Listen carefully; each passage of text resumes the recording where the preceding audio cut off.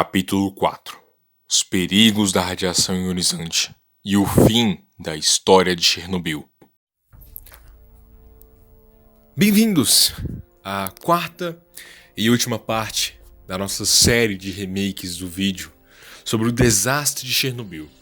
Se você não me acompanhou em toda essa saga de 3 vídeos, contando com esse aqui 4, eu recomendo que você assista a nossa playlist do Desastre de Chernobyl Remake. Os vídeos foram atualizados em todas as playlists, cada um em sua devida playlist certa. Se você quer ver somente os vídeos de história, contando o da Primeira Guerra Mundial, os da Segunda Guerra Mundial e os de Chernobyl, tem uma playlist só para história. Se você quer ver só sobre ciência, doação de sangue, o gato de Schrödinger, multiverso, entre outros vídeos de ciência, você pode muito bem ver isso na playlist de ciência aqui no canal também. Agora, se você quer ver vídeos mais variados de vlogs ou até mesmo alguns vídeos engraçados ou apenas alguns desabafos, algumas ideias, você pode acessar a playlist variados ou vlogs. Ah, mas eu quero ver um jogo. Tem playlist de jogo, Minecraft, e um é o Cubescape. Então, dado isso, vamos lá. Baseando-se no contexto que você acompanhou-me nesses últimos 3 vídeos, vamos dar início à nossa quarta e última parte do remake do vídeo de Chernobyl. Capítulo 4: Os perigos da radiação ionizante. O que é a radiação? Qual o perigo da radiação ionizante? Qual que é a diferença de radiação ionizante? O que é radiação? Vamos lá. Radiação é simplesmente energia. E existem 3 tipos de radiação: a radiação alfa, a radiação beta e a radiação gama. A radiação alfa não é muito forte, ela tem pouca força energética, ela tem pouca energia, ela é muito fraquinha, sendo parada por um simples pedaço de papel. Já a radiação beta é um pouquinho mais difícil de contê-la, precisando-se de um bom pedaço de madeira. Já a radiação gama, aquela que é ionizante, a mais perigosa, é a mais difícil de se conter, precisando de concreto e tijolos, como esse aqui. Dado isso, vamos explicar o que é a radiação, por que ela é perigosa para a gente. Bem, a radiação ionizante, essa que é perigosa para os seres humanos, essa que era liberada por elementos radioativos como urânio, plutônio, outros como também o césio 137. Esses elementos, eles emitem radiação ionizante. A radiação ionizante, ela é tão poderosa porque a força energética dela é tão alta que ela consegue arrancar os elétrons dos seus átomos. Mas Samuel, o que uma desestruturação molecular pode fazer comigo? Bem, dado-se o contexto de que você é feito por átomos, os seus átomos constituem as suas células, os seus tecidos, logo os seus órgãos, logo você. Um organismo grande, um organismo que é composto por diversas células que são compostas por diversos átomos. Ou seja, quando ocorre uma desestruturação molecular, o arrancamento, essa destruição dos seus elétrons, você vai sofrer mutações genéticas das mais variadas possíveis. Esse é um dos principais perigos da radiação ionizante. Não é o único não, tá? É um dos principais. Daqui a pouco eu falo quais são os outros. Vamos focar do porquê que ela é perigosa, que é o que eu tô falando aqui agora. Bem, quando essa energia consegue arrancar os elétrons dos seus átomos, não vai ser muito legal não. Bem, o que vai começar a acontecer é que ele pode fazer outras ligações com outros elementos do seu corpo. Por exemplo, o carbono pode se ligar ao hidrogênio, o oxigênio pode se ligar ao nitrogênio, entre outras coisas.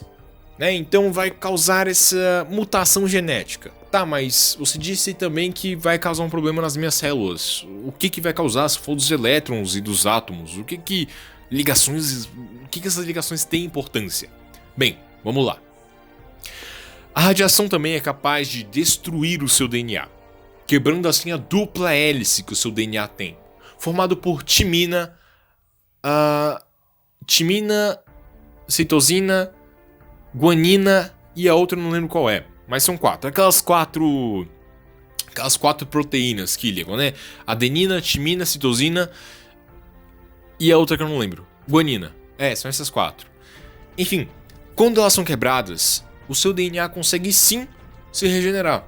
De uma maneira um pouquinho lenta, mas ele se regenera.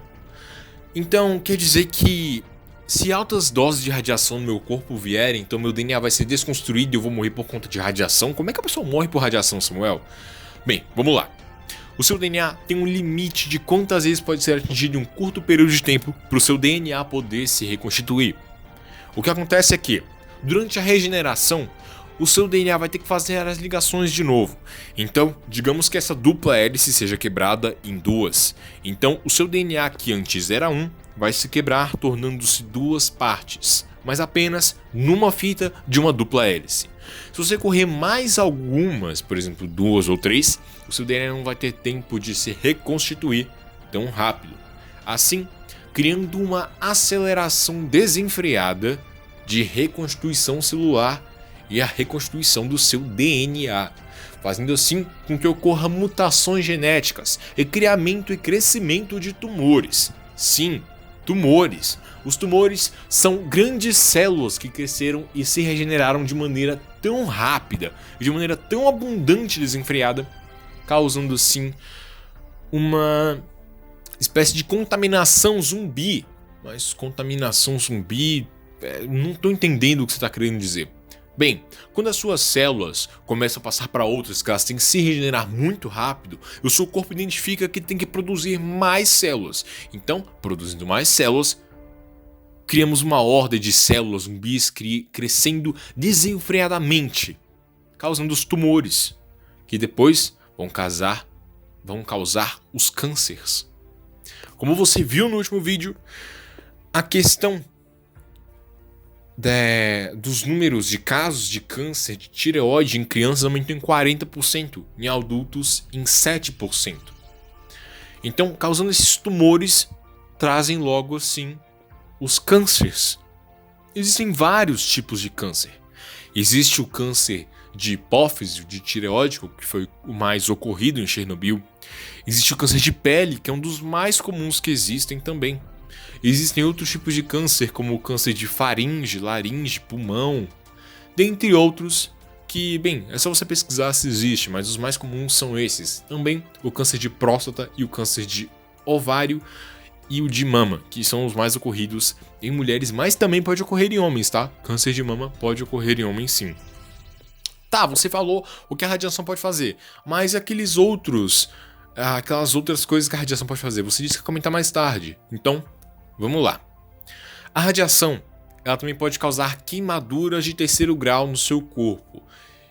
E não vai ser nem um pouco legal. Você vai estar queimando. Altas doses de radiação podem causar essa quebra no seu DNA. Mas e as baixas doses de DNA, Samuel? O que elas podem fazer com o meu corpo? Bem, fora as queimaduras de 1º, 2º e 3º grau, dependendo da quantidade de radiação que você recebeu e está recebendo no momento, você pode sofrer hemorragias externas e internas. Você também vai sentir a sua pele queimando e pinicando junto dos seus órgãos internos. Por quê? Como eu te disse, a radiação faz uma desestruturação molecular, então seus órgãos também vão sofrer. Tá, mas quanto que a radiação ela pode me causar mal? Bem, um ser humano adulto aguenta até mais ou menos cerca de 200 holtens por hora. Holtens é a medida de radiação que um contador Geiger mede. O contador Geiger que é o aparelho que mede a radiação de objetos e locais. Então tá, 200 holtens é o máximo que um ser humano aguenta, certo? Sim. Tá, mas quanto que a galera ali em Chernobyl e Pripyat recebeu depois da explosão? Bem, eles aguentam cerca de 20 mil.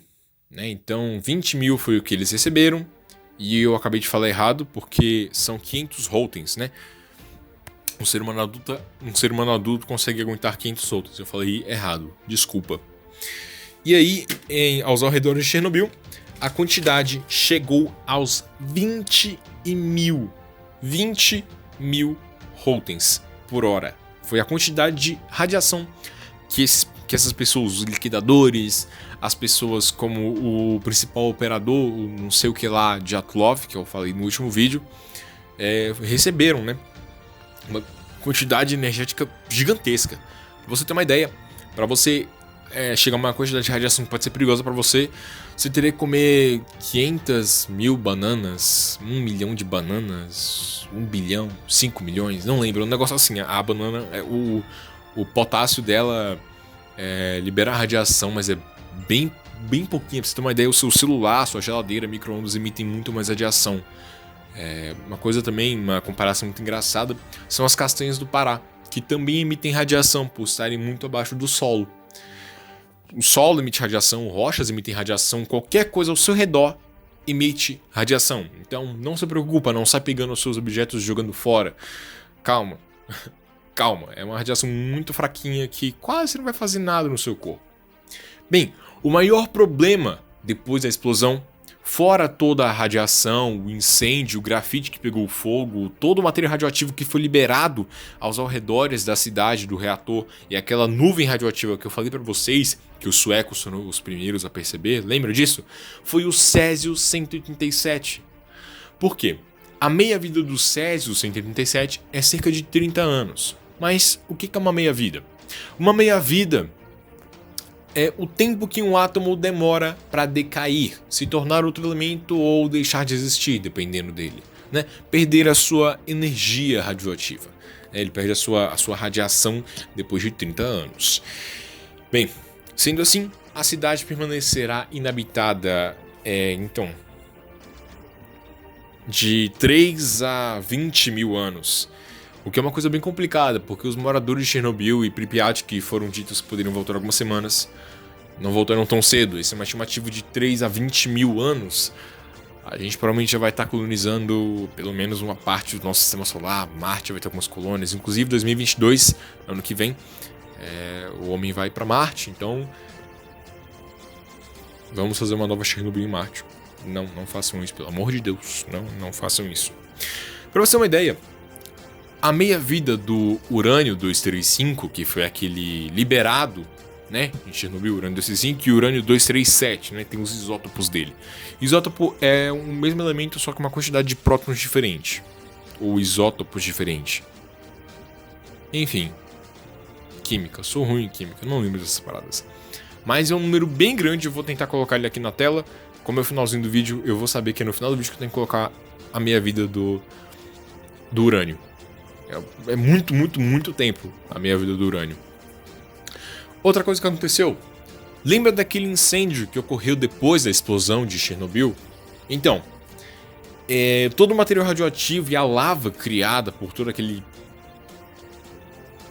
quantidade de coisa que tinha lá, desceu por um cano, formando um negócio de mais de 1.000 toneladas. 1.000 toneladas de material radioativo, chamado pé de elefante ou pata de elefante. Isso está em um dos canos dentro do núcleo do reator de Chernobyl. O cara que tirou a foto, eu vou tentar procurar a foto do cara e botar aqui na tela. Esse cara morreu alguns minutos, algumas horas depois, eu não lembro. Enfim, é uma parada tão radioativa, mas tão radioativa que foi considerado o objeto mais radioativo e perigoso do mundo. O que é uma loucura. Mas, enfim, se você vê um urânio, um material radioativo por aí, não chega muito perto. Você não quer ter problemas com câncer, queimaduras. E, enfim, a radiação é um bagulho muito perigoso quando ocorreram esses acidentes, né? Outros acidentes que aconteceram, né, de acidentes nucleares, foi Fukushima, no Japão, em 2011, depois de um terremoto. E na Pensilvânia, nos Estados Unidos, em 1950, 1970 e pouco, eu não lembro. Foram alguns aninhos antes de Chernobyl acontecer. Bem, eu falei no último vídeo quais foram as consequências, né? As causas do acidente de Chernobyl. Se você quer saber, vai lá ver, ou clica na playlist, ou clica no card. Acho que não vai ter card porque eu vou estar no celular, passando no celular. Mas enfim, só na playlist Qualquer coisa, eu deixo o link do vídeo, deixo o link da playlist, enfim, tá aqui no canal, é muito fácil você procurar. Foram dos últimos vídeos que eu postei aqui. E é isso aí. A radiação acabou se tornando alguma coisa muito manchada na história da nossa humanidade, né? A radiação não é perigosa, tanto que ela ajuda no tratamento de câncer. Sim, a radioterapia, a quimioterapia. Ela ajuda muito nesse tratamento, mas infelizmente a radiação ficou manchada na nossa história devido a muitos maus usos. Inclusive, aqui no Brasil, no Rio de Janeiro, a gente tem o Angra 1 e o Angra 2. Duas usinas, né, nucleares que a gente tem aqui no Brasil. E Chernobyl, assim como outras atrocidades que já aconteceram na nossa história, não deve ser vista como um memorial. Não deve ser vista como algo de você bater o olho e falar: nossa, que legal, quero visitar porque é um lugar legal. Não. É a mesma coisa com o Holocausto. É um assunto pesado, já comentei isso aqui em 2 da Segunda Guerra Mundial. O que acontece? Essas coisas são importantes pra gente ver os erros que nós, seres humanos, cometemos. As atrocidades contra a humanidade que já fizemos. Tudo isso. O Holocausto não tá lá mantido para ser vangloriado. Para você olhar lá e ver como as pessoas sofreram nas mãos de um ditador. De 2 ditadores, na real. E infelizmente essa é a nossa história. A gente não pode mudar nada. E é isso aí. Muito obrigado por ter me acompanhado em toda essa saga do remake do vídeo de Chernobyl. É muito importante que você deixe o seu gostei, principalmente compartilhe esse vídeo. Quanto mais pessoas verem, mais o algoritmo do YouTube entende que esse canal tem alguma relevância. Então comenta um negócio bem bacana aqui. Se você gostou desse vídeo, deixa o seu gostei. Se você não gostou, pode deixar um dislike, comenta aqui embaixo por que você não gostou desse vídeo. E não comenta sobre o tempo do vídeo, não, a duração do vídeo, porque é muito complicado pegar um tempo livre, o espaço livre, o cenário e, bem, ter um dia livre, ter uma parte do meu dia livre para poder gravar os vídeos. Então, mais uma vez, muito obrigado por ter me acompanhado aqui, até assistido esse vídeo. Se você não é inscrito, se inscreve. Se você já é inscrito e acabou de se inscrever, clica no sininho. Vai ter 3 opções. Nenhuma, personalizado e todas. Clique em todas. Sempre que eu começar uma estreia ou postar um vídeo aqui no YouTube, você vai receber uma notificação. E assim, quando faltar 30 minutos para um vídeo começar, você vai receber uma notificação. E quando aparecer, estreia agora, em poucos minutinhos, cerca de 1 minuto, você vai poder ver o meu vídeo aqui no YouTube. É isso aí. Não se esqueça de compartilhar com seus amigos. Eu sou o Sam. E até a próxima. Tchau. Puf.